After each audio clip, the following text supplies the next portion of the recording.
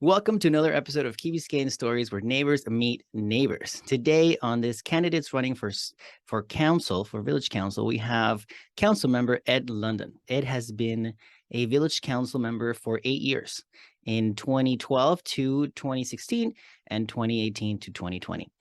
He has been a Key Biscayne resident for 49 years with his wife Claire and his 4 dogs.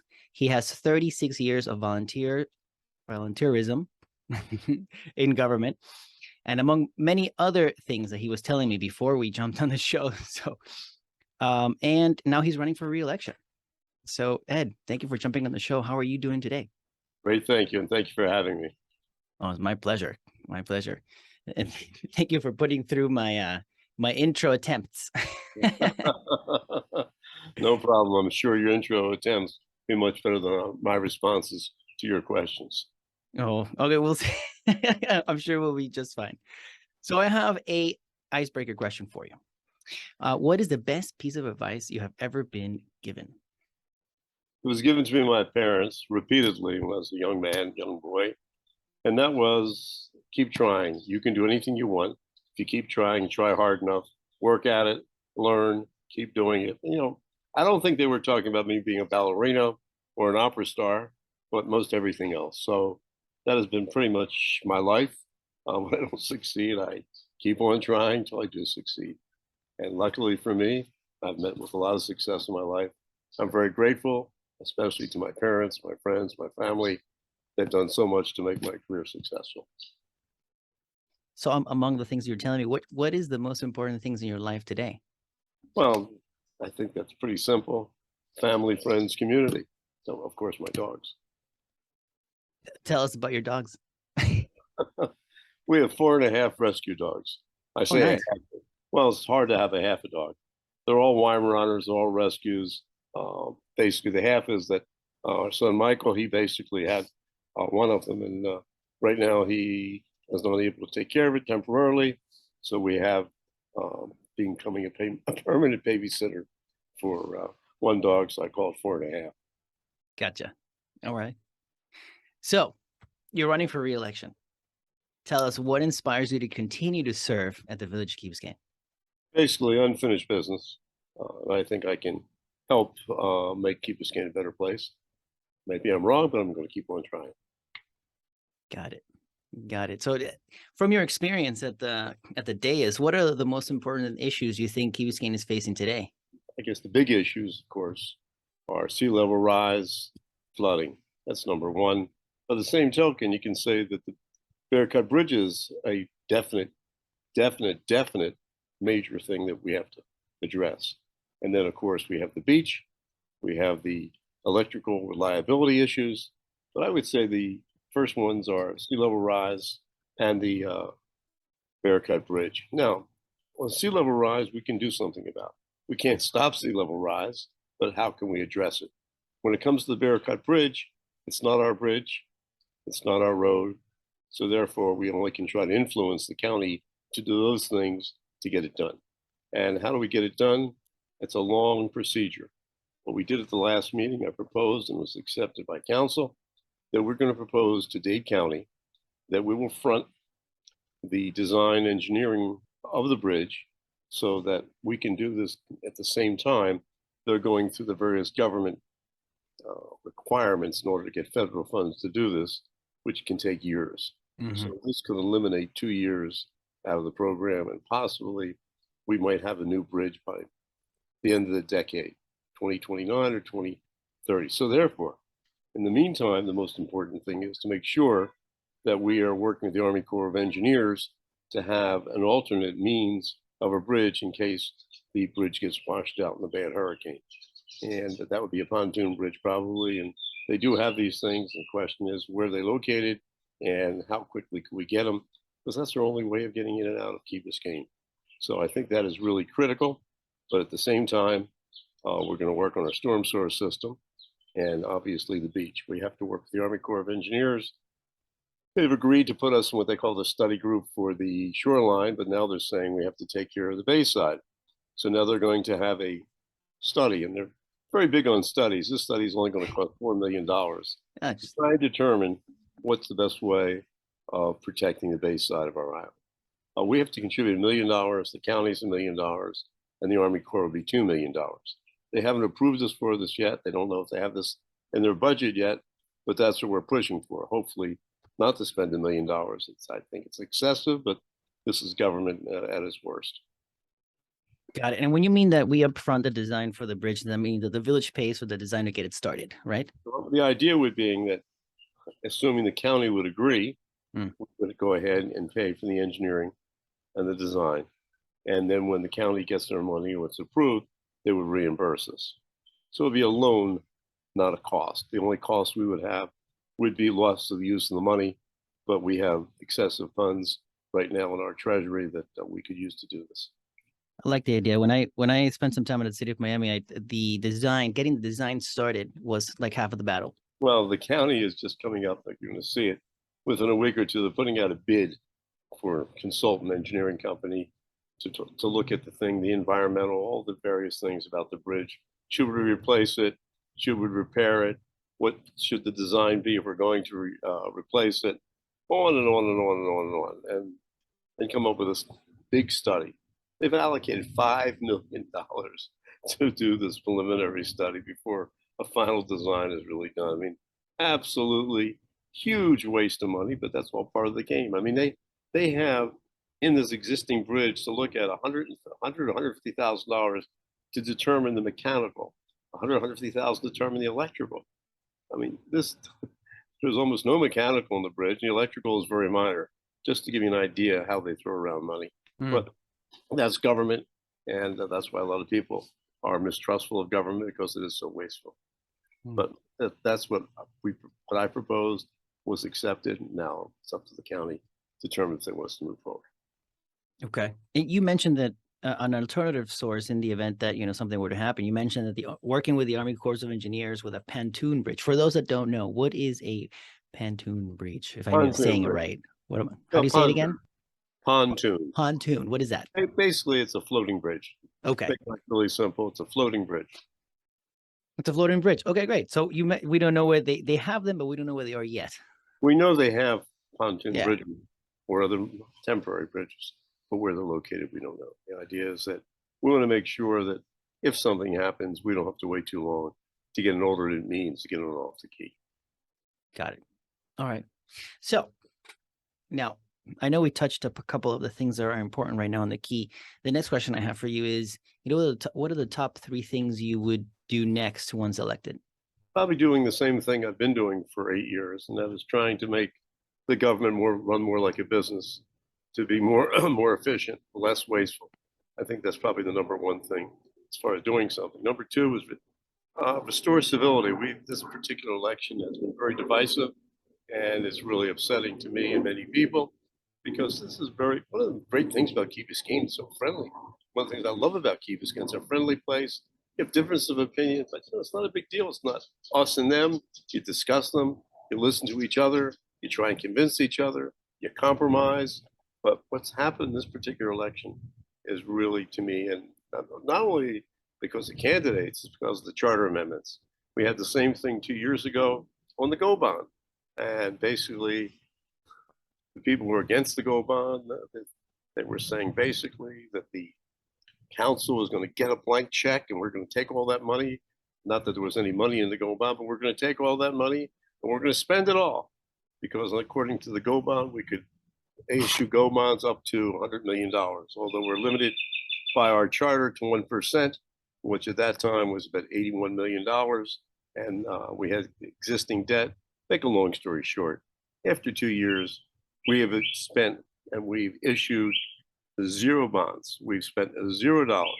What have we accomplished? We have shown the Army Corps of Engineers, we've shown other government agencies that we have the ability to share the cost, so they will do these jobs for us, such as what I just mentioned before, the shoreline, the bayside, and anything else that comes up. So, and that's coming up again, we're looking at the amendment, which is to increase that village cap, charter cap, from 1% to 2%. So currently that would give us a gross about $182 million based on $9.1 billion of value of our properties here. And again, we're not going to go, and people are adamant against this. Why? I don't know, because just because we have it, we're not going to spend it. We're not going to go ahead and say, well, let's issue bonds for no reason. The only reason we issue these bonds is we have a project. We know we're going to have a project. We again, if you don't want to do that, that's fine. But if you want the village to survive and you want it to be dry, relatively dry, you're going to have to do a new storm sewer system, and that's going to cost more than $100 million. And one of the objections is, well, we don't know how much it's going to cost. True, we know it's going to be more than $100 million, but we don't know exactly what it's going to cost. Right now, we're basically getting a 30% design on what they call the K8 basin, which is an area which is one of the worst areas in Key Biscayne for flooding. And when that's done, we'll put it out to bid. Then we'll know what it's going to cost. Until then, it's just an estimate. So it accomplishes nothing to say, hey, don't do it. Don't raise it. Wait for what? You got to do it sooner or later. Why not do it now? There is no reason to wait. It makes no difference because we're not going to spend it. Just have the ability when it comes around to be able to do it, not to have to go home to the election all over again. And then the amendment that follows that is number 3, which says if you want to raise more money after that and you want to increase the debt, you don't have to go through a charter amendment. All you do is do for referendum, which legally is a little easier to do. That's all. Okay. So now I forgot your question. No, you answered it. You answered it. What about some of the things that the village is doing well? I think we have first-class fire rescue service, first-class police department, first-class community center, and first-class Ask Club for senior citizens. So these are things we really do well. I think we have a lot to improve in public works as far as maintenance and as far as a lot of other things that will come to light shortly in regards to storm sewers and all these other things. I think we really have to improve on those things. But as far as police, fire, community, recreation, open space, I think we do a good job. And by the way, I have this reputation, as you probably have heard, as the guy always says, we have too many people, we're wasting too much money. Believe me, we have good people, excellent people. We might have too many of them, but we have great people, and we're very fortunate to have them. So now in government, we all know that there's a lot of opinions, a lot of thoughts. Not everybody agrees with you, How do you work with those that oppose your ideas? Here, the idea is to listen to other people's opinion, to tell them yours, why logically you believe in something, and try to have them do the same. And you might change your mind and say, hey, well, they're right. You're not always right. No one's always right. And they again might say, hey, what? He has a good idea. Maybe we'll start changing. And maybe if we can't convince each other, maybe we can compromise. Because if we don't do that, we get nothing done. So it's the art of compromise. It's the art of listening. It's the art of being logical. It's the art of not the art, but everybody has a heart in the right place and the mind in the right place to get things accomplished. If you get reelected and then you finish your term, how would you like to be remembered? I guess it really doesn't matter how I be remembered, as long as I get a job well done, as long as I accomplish some of the goals, as long as I keep Biscayne a better place to live than it was before I started. And if I can do that, I'll be very happy. All right. So, we know that government is very stressful. You get stresses just like anything, like in life. And what are some of the things you like to do to relax? Well, first of all, I don't get stressed very easily. If I did, I wouldn't take this job. I wouldn't even think about doing it. Okay. Fair. I take it in stride. I do my best. And if I can't succeed, I keep trying, but I don't get frustrated. I don't get angry. One of the nice things about people in council, whether I agree with them or disagree with them, and there's a number I disagree with all the time. When the meeting's over, we usually wind up going to Novecento or Artismus, one of the places on Key Biscayne, have a beer. We don't talk business. We just relax and we're friends. And that's really nice. And there's no stress involved. There's no animosity. There's no hard feelings, even though we're against each other. And that's what makes Key Biscayne a beautiful place. Beautiful place. Me, obviously, when I come home after days of work, I basically have my beautiful wife, Claire, my 4 dogs. She makes the most delicious blackened salmon. She gives me a great rum and ginger. I sit back, relax, Nice. talk to the dogs, talk to myself, talk to her, catch up on the day. And it's a beautiful life. It's a beautiful place. I'm very fortunate, lucky to be here. Nice. Another question regarding your candidacy. What do you believe makes you stand out from other candidates? Well, I don't know if I stand out from other candidates, but I guess what I have to offer is prior experience in the business world, the government world, education, desire, experience living on Key Biscayne, seeing things change. My heart's in the right place. I want only the best for Key Biscayne. It's a great place, wonderful place, best place in the world. It's hard to make it better, but I'm sure I'm going to try.